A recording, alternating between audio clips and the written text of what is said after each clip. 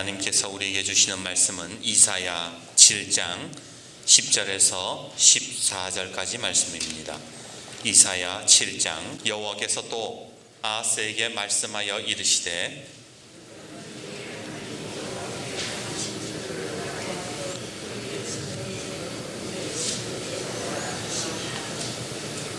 아하스가 이르되 나는 구하지 아니하겠나이다. 나는 여호와를 시험하지 아니하겠나이다 한지라.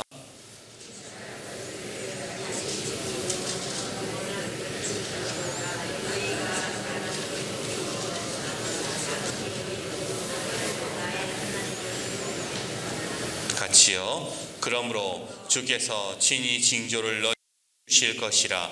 보라, 처녀가 잉태하여 아들을 낳을 것이요 그 이름을 임마누엘이라 하리라.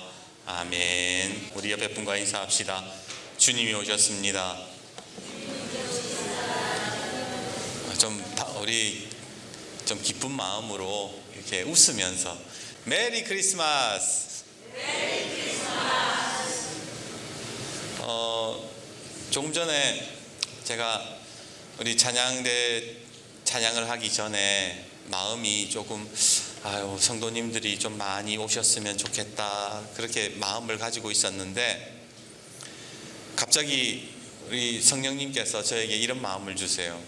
동방박사 세 사람이 왔다. 무슨 의미인지 보니까 지금 우리 마을에서 세 분이 오셨어요. 세 분이 오셨는데 성령님께서 동방박사가 왔다 그렇게 말씀해 주셔서 하나님께서 우리 광덕교회의 이 예배를 기뻐 받으시겠구나 라는 생각이 들었습니다. 오늘 우리 하나님께서 영광 받으실 줄 믿습니다. 얼마 전 친구 목사님에게 연락이 왔습니다. 승엽아, 연말 준비에, 성탄절 준비에 많이 바쁘제? 그렇긴 한데 괜찮아. 근데 영 분위기가 안 난다. 크리스마스인데 옛날처럼 별로 좋지가 않네. 옛날 성탄절 하면 새벽송이 있었잖아요. 집집마다 돌면서 집 앞에 가서 찬양을 부르고 어떤 집에는 또 들어오라 그래가지고 기어이 들어가서 이것저것 얻어먹기도 하고 교회에서는 연극도 하고 아이들 재롱잔치도 보고 집에서 맛있는 음식도 해먹고. 그런데 예전 같지가 않아요. 민원 들어갈까봐 새벽송은 엄두도 못 내고 연극 준비해야 될 아이들은 전부 학원에 앉아있고 코로나로 교재는 끊어졌습니다. 우리가 크리스마스, 성탄절 생각하면 그때가 참 좋지 않았습니까? 그런데 곰곰이 생각해보면 2000년 전 예수님이 오셨을 때의 분위기는 어땠습니까? 지금보다 더했습니다. 고작 동방박사들과 목자들 외에는 아무도 예수님의 탄생을 알지 못했습니다. 우리가 추억하는 성탄의 분위기가 아니었어요. 순교를 당하는 초대교회 성도들에게 무슨 성탄의 분위기가 났겠습니까? 그래서 진정한 성탄은 분위기가 아니라 아기 예수님이 이 땅에 오심, 우리 예수님이 구주 되심에 초점을 맞추어야 되는 것이지요. 그것이 성탄의 진정한 의미가 되는 것입니다. 그러기에 오늘 옆에 분과 다시 한번 인사해 봅시다. 주님을 기뻐합시다. 그렇습니다. 분위기가 예전만 못해도 예수님을 기뻐하는 것이 진정한 성탄의 의미더라는 거예요. 오늘 읽은 본문에서 우리는 아하스라는 사람을 만나게 되지요. 그는 남유다의 왕입니다. 그리고 하나님께서는 아하스에게 오늘 뭐라고 말씀하시는가? 11절을 보십시오. 너는 내 하나님 여호와께 한 징조를 구하되 깊은 데든지 높은 데든지 구하라. 하나님께서 구하라 그러셨어요. 뭘 구하라 그래요? 깊은 데에서든지 높은 데에서든지. 이 말은 네가 무엇이든지 다 하나님께 구해라. 지금 하나님께서 남유다 아하스 왕에게 너 마음껏 구해라 그러셨던 거예요. 자, 그러면 여러분에게 한번 여쭤보겠습니다. 하나님께서 여러분에게 너는 무엇이든지 구해라 그러면 여러분 어떤 소원을 이야기하시겠습니까? 부자 되기를 원하는 분도 있을 거고, 저는 우리 강덕교회가 부흥되고 가득 차기를 그렇게 소원할 것 같아요. 그런데 아하스는 오늘 본문을 보시면 좀 엉뚱한 대답을 합니다. 12절을 보세요. 아하스가 이르되 나는 구하지 아니하겠나이다. 나는 여호와를 시험하지 아니하겠나이다 한지라. 아니 이거는 무슨 갑자기 자다가 봉창 두들기는 소리입니까? 하나님이 야 네가 무엇이든지 구해라 그러니까 저는 안 구할 건데요, 그랬다는 거예요. 자기는 하나님을 시험하고 싶지가 않대요. 지금 여러분이 보시기에 아하스의 대답이 어떤 것 같아요? 자, 제가 문제를 드릴게요. 1번, 아하스가 왜 이런 대답을 하는가? 1번, 저는 감히 하나님을 시험하고 싶지 않습니다 하는 겸손의 표현이다.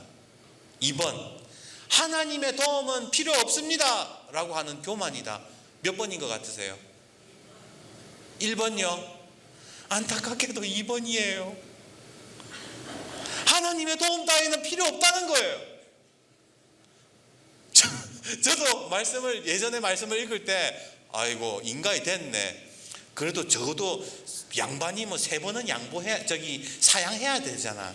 아이고 제가 어떻게 하나님께 감히 구하겠습니까? 이렇게 라고 하는 거라고 저는 생각했는데 알고 보니까 하나님 도움은 필요 없다라는 거였어요. 그 이유를 알기 위해 현재 남유다 상황이 어떤 상황인지를 알 필요가 있어요. 당시 이스라엘은 우리나라처럼 남과 북으로 나누어져 있었습니다. 북이스라엘과 남유다, 그리고 남유다의 왕이 지금 아하스예요. 그리고 주변에는 아수르, 그 다음에 아람이라는 나라가 있어요.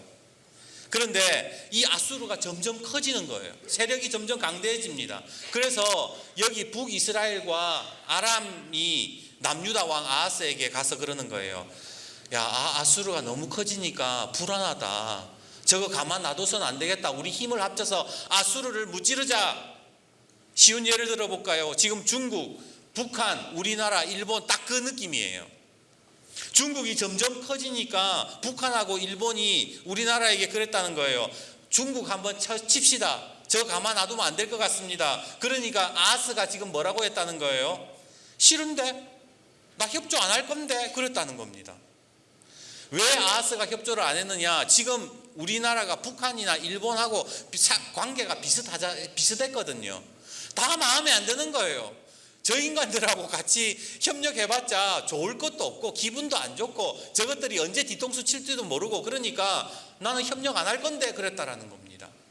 그런데 문제가 생겼어요. 어떤 문제가 생기느냐? 바로 아람이랑 북이스라엘, 북한이랑 일본이 고가웠던 거예요. 기껏해가지고 신경 좀 써줬더니 우리를 무시해? 그러면서 아수르랑 싸우지 않고 북이스라엘과 아람 군대가 힘을 합쳐가지고 남유다를 막 침공하기 시작했던 겁니다. 쉽게 말해서 우리 어른들이 말하는 거예요. 절단 난 거예요. 그래서 마음이 급해진 아하스가 이제는 북이스라엘과 아람이 이제 공격해 오니까 원래 저기 사이가 안 좋았지만 누구에게 손을 벌리느냐? 큰 강대국 중국과도 같았던 바로 아수르에게 손을 벌리려고 그래요. 그런데 하나님이 안 돼 막으셨던 겁니다. 왜? 언발의 오줌 누기거든요. 지금 아수르랑 연합해가지고 북이스라엘이랑 아람을 막는다 할지라도 결국에는 아수르가 다 침략을 해가지고 남유다가 멸망할 것을 하나님께서는 아셨기에 야, 아수르랑 손잡으면 안 돼 반대하셨던 거예요.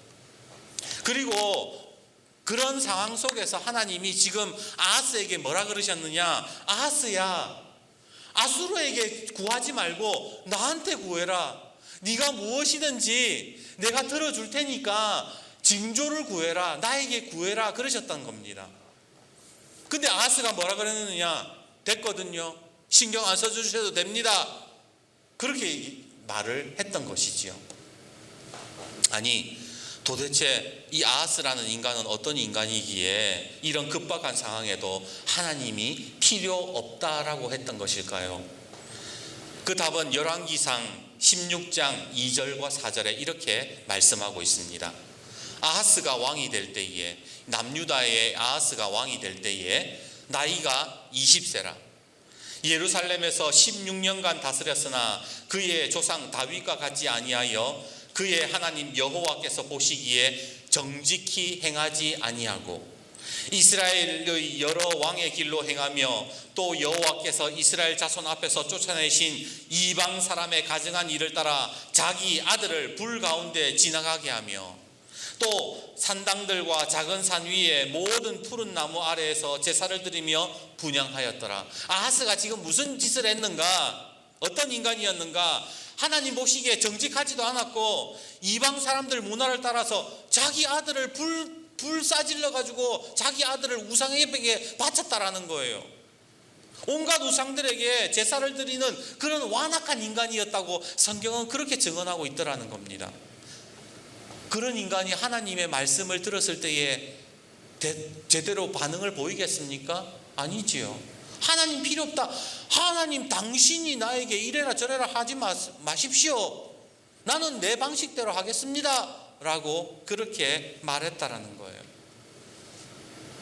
그렇다면 하나님께서 어떻게 하셨을까요? 이놈 자식 그냥 치셨을까요? 하나님은 다시 한 번 더 아하스를 설득하세요. 그게 13절과 14절 말씀입니다. 13절과 14절 우리 같이 한번 읽어봅시다. 시작. 이사야가 이르되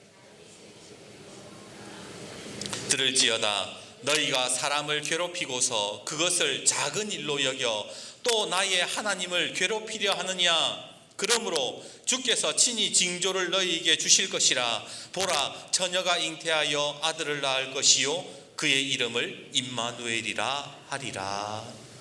이사야가 피를 토하는 심정으로 지금 아하스에게 이야기를 합니다. 제발 아하스 왕이여 정신 좀 차리십시오. 당신은 이스라엘 백성들을 괴롭게 하는 것을 왜 작은 일로 여기고 나의 하나님을 괴롭히려 하십니까? 이제 왕이 구하지 않아도 하나님께서 징조 하나를 보여주실 것입니다. 그 징조가 뭐냐? 보라 처녀가 잉태하여 아들을 낳을 것이요 그 이름을 임마누엘이라 하리라. 오늘 말씀을 묵상하다 보니까 아하스의 모습이 마치 우리의 모습과 같지는 않습니까? 우리는 하나님께 구하지 않습니다. 하나님을 의지하지 않습니다. 걱정 근심이라는 것은 전부 다 하면서도 우리가 그러잖아요. 하나님 앞에 기도하지 않고 내 일은 내가 알아서 하겠습니다. 제 일은 제가 알아서 할게요. 괜찮습니다. 그런 모습이 우리는 없습니까? 하나님 앞에 기도 안 하는 것 자체가 내 방식대로 하겠다는 것 아니겠냐 말입니다. 그렇다고 해서 물론 기도 안 하는 것도 아니에요. 내가 진짜 급하면 하나님 앞에 기도합니다. 하나님 돈 좀 주세요. 이 일 해결해 주세요. 그렇게 기도할 때도 있습니다. 그런데 하나님이 원하시는 것은 돈 달라, 이 일을 해결해 달라라는 것이 아니라 11절을 보세요. 11절에 뭐를 구하라 그러세요? 너는 무엇을 구하라? 징조를 구하라. 징조. 말만 하지 말고 징조를 구하라는 거예요. 그 징조가 뭐냐? 바로 임마누엘 하나님, 예수님을 구해라라는 것이었습니다. 성서침례대학 총장을 지내신 김남주 목사님이라고 계세요. 목사님이 1947년생인데 1950년에 우리가 알다시피 6.25가 터지잖아요. 목사님 1살 때 6.25가 터진 거예요. 그런데 목사님이 살던 데가 전남 장흥이라서 남단 끝자락에 있다 보니까 그 전쟁의 여파가 크게 미치지는 않았습니다. 당시 1950년 당시에 집 5칸 집에 논밭 가지고 있고 황소 한 마리 가지고 있다면은 괜찮게 사는 거잖아요. 그죠?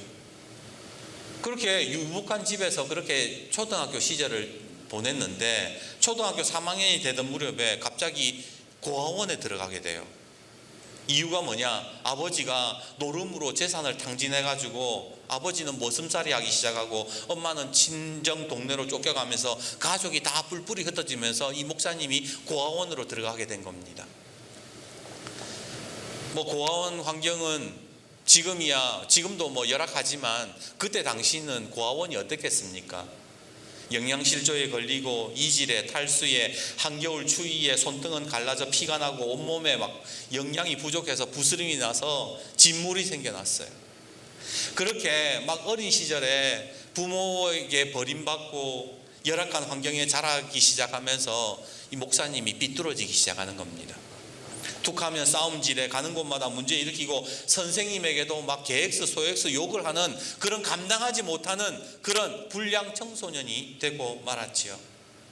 그런데 어느 날 그렇게 마음 삐뚤어지게 마음대로 살던 어느 날 그 동네에 살던 한 여자분이 이 어린 남주에게 찾아와서 이렇게 말합니다. 남주야, 너 고아원에 있을 때에 교회 다녔지? 지금도 가끔씩 한번 교회 가잖아. 예, 가는데요. 그런데 내가 너에게 묻고 싶은 게 있어. 너 오늘 죽으면 천국 갈 수 있니?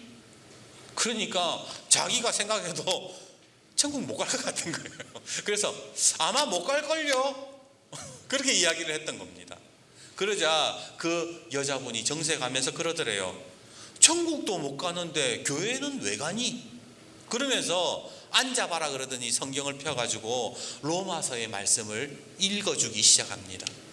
로마서 5장 8절에서 10절, 우리가 아직 죄인 되었을 때에 그리스도께서 우리를 위하여 죽으심으로 하나님께서 우리에 대한 자기의 사랑을 확증하셨느니라. 그러면 이제 우리가 그의 피로 말미암아 의롭다 하심을 받았으니 더욱 그로 말미암아 진노하심에서 구원을 받을 것이니 곧 우리가 원수 되었을 때에 그의 아들의 죽으심으로 말미암아 하나님과 화목하게 되었은즉 화목하게 된 자로서는 더욱 그의 살아나심으로 말미암아 구원을 받을 것이니라. 이 여자가 이 여인이 가르쳐줬던 것은, 야, 너 예수 믿으면 부자 된다. 너 예수 믿으면 잘 풀려. 인생이 잘 풀려. 네가 좋은 대학도 가고, 그런 이야기를 해준 것이 아니었다는 거예요. 그 여인이 얘기해줬던 것은 네 인생에 있어서 예수님이 어떤 분인지, 예수님을 믿는 자에게는 어떠한 능력과 어떤 은혜가 주어지는지를 예수님에 대해서 이야기해줬다는 겁니다. 그렇게 예수님에 대한 이야기를 들으면서 목사님은 그 자리에서 꼬꾸라지고 예수님을 인격적으로 받아들이게 되었습니다. 훗날 목회자의 길을 걸으면서 수많은 목회자들을 양성하는 성서침례대학 총장의 자리에 오르게 되었지요. 제가 이 이야기를 여러분에게 드리는 것은 우리가 임마누엘 하나님의 징조 곧 예수님을 구해야 된다는 거예요. 물론 우리가 기도할 때에 우리의 연약한 부분과 우리의 결핍을 하나님께 구할 때가 있습니다. 하나님, 제가 이런 일이 있습니다. 이런 문제가 있습니다. 이런 부족함이 있습니다. 돈이 부족합니다. 몸이 아픕니다. 하나님께 구하는 게 그게 잘못됐다라는 게 아니에요. 그런데 그러한 것보다 제일 먼저 구해야 되는 것은 예수님이라는 겁니다. 예수님이 내 가운데, 내 삶 가운데 찾아오셔서 예수님이 누구인지 알게 해주시고 예수님이 어떤 분이신지 내가 알게 해주십시오. 예수님을 만나고 싶습니다라고 그 징조를 구하는 것이 진정한 성탄의 은혜요, 성탄의 능력이더라는 겁니다. 하나님, 이번만 도와주시면 제가 교회 진짜 열심히 다닐게요.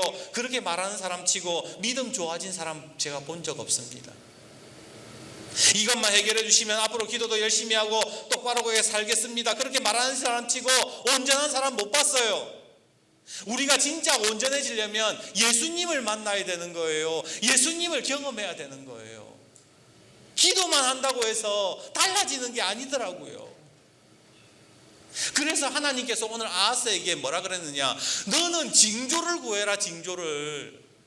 지금 현재 남유다 요거 지금 아수르 손에서 벗어나게 해주세요. 그게 그 기도가 필요한 게 아니라 임마누엘 하나님, 임마누엘이 무슨 뜻이에요? 하나님께서 우리와 함께 하신다. 그 징조를 구해라고 주님이 말씀하셨던 겁니다. 그리고 오늘 하나님께서는 우리에게 그 징조를 친히 보여주셨어요. 마태복음 1장 23절, 보라, 처녀가 잉태하여 아들을 낳을 것이요 그의 이름은 임마누엘이라 하리라 하였으니 이를 번역한즉 하나님이 우리와 함께 계시다 함이라. 임마누엘 뜻이 하나님이 우리와 함께 계신다라는 거예요.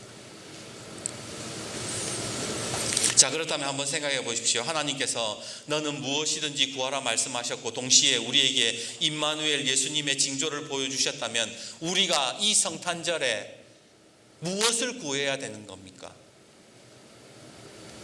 바로 우리와 함께 하시는 임마누엘 예수님만을 구해야 그것이 진짜 성탄이라는 겁니다. 비록 새벽송이 사라지고 아이들은 학원에 가 앉았고 교회에 더 이상 연극이 없고 분위기가 예전만 못하다 하더라도 우리는 예수님의 얼굴을 구하며 예수님께서 오늘 내 마음 가운데 내 심령 가운데에 하나님이 나와 함께 하신다라는 그 믿음의 징조를 가지고 있는 사람들, 그 사람들이 진정 성탄의 기쁨을 누리는 사람들이 되는 것입니다. 오늘 하나님께서 아하스에게 말씀하셨던 것처럼 너는 무엇이든지 구해라고 하실 때에 이 주일 아침 여러분은 무엇을 하나님께 구하시겠습니까? 이제 말씀을 맺습니다. 백악관을 기도로 만든 대통령 링컨이라는 책, 그리고 평생 감사라는 책을 지으신 정광 목사님은 베스트셀러 작가입니다. 특히 평생 감사라는 책은 우리 한국 교회에 감사 운동을 일으킬 만큼 큰 영향을 준 책이었지요. 근데 이 목사님이 평생 감사라는 책을 쓰게 된 동기가 있어요.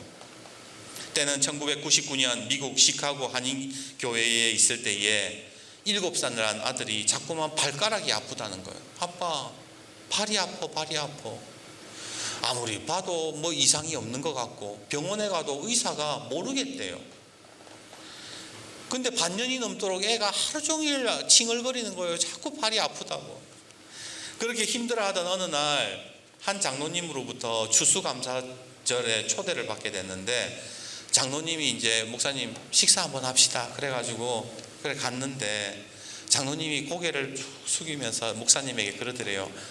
오늘 목사님을 초대할 수 있어서 너무 감사합니다. 뭐 그냥 보통 인사치레로 그렇게 할 때가 있잖아요. 그런데 그 장로님을 보는데 그냥 인사치레로 아유 목사님 모실 수 있어서 영광입니다 이렇게 하는 게 아니라 정말로 마음 깊은 감사로 정말 와주셔서 감사합니다 그렇게 표현을 하더라는 거예요. 그걸 보면서 나는 지금까지 받았던 이 하나님의 은혜를 너무 당연하게 생각하고 있었구나. 평소에는 감사의 감자도 꺼내지 않았어요. 감사가 뭔지도 몰랐어요. 그런데 아들이 아프다고 하니까 감사보다는 불평이 나오고 아 진짜 하나님 너무하네. 내가 목회 이렇게 열심히 하는데 하나님은 내 이거 작은 것도 안 도와주시나 그런 불평의 불만이 들었던 겁니다. 그리고 자기 모습이 회개가 되더래요. 그래서 그때부터 목사님이 감사 일기를 쓰기 시작합니다. 하나님 오늘 산책을 할 수 있게 해주셔서 감사합니다. 2다리로 걸을 수 있게 해주셔서 감사합니다. 오늘 점심때 도나스를 간식으로 주셔서 감사합니다. 그렇게 감사하기 시작하니까 세상이 달라 보이기 시작했다는 겁니다. 뭐가 보였던 걸까요? 감사하니까 뭐가 보였어요? 바로 하나님의 뜻이 보였던 겁니다. 데살로니가전서 5장 18절 범사에 감사하는 것이 뭐다? 하나님의 뜻이라고 그렇게 말씀하잖아요. 그렇게 감사를 통해 하나님이 얼마나 놀랍게 일하시는지를 하나씩 배우게 되었던 겁니다. 책을 읽으면서 그런 생각이 들어요. 나는 성탄절 날 예수님을 기뻐하고 예수님 오신 것에 깊은 감사가 있었는가라는 것을 생각해 봤어요. 여러분에게 한번 여쭤볼게요. 여러분은 지금까지 수많은 성탄절 예배를 드리면서 예수님이 이 땅에 오심 너무 기뻐합니다. 너무 감사합니다. 정말 마음 깊은 감사가 있으셨습니까? 돌이켜보면 저는 성탄절은 제일 피곤한 날이었어요. 누구는 아름다운 화이트 크리스마스를 생각할지 몰라도 목사한테 있어서 성탄절은 일폭탄이거든요. 한 달 전부터 행사 준비한다고 정신없이 뛰어다니고 행여나 잘못되면 담임 목사에게 혼나고 어느 때보다 막 예민해져 있는 그런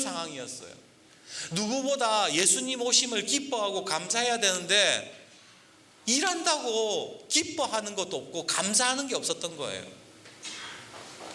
여러분들은 어떠세요?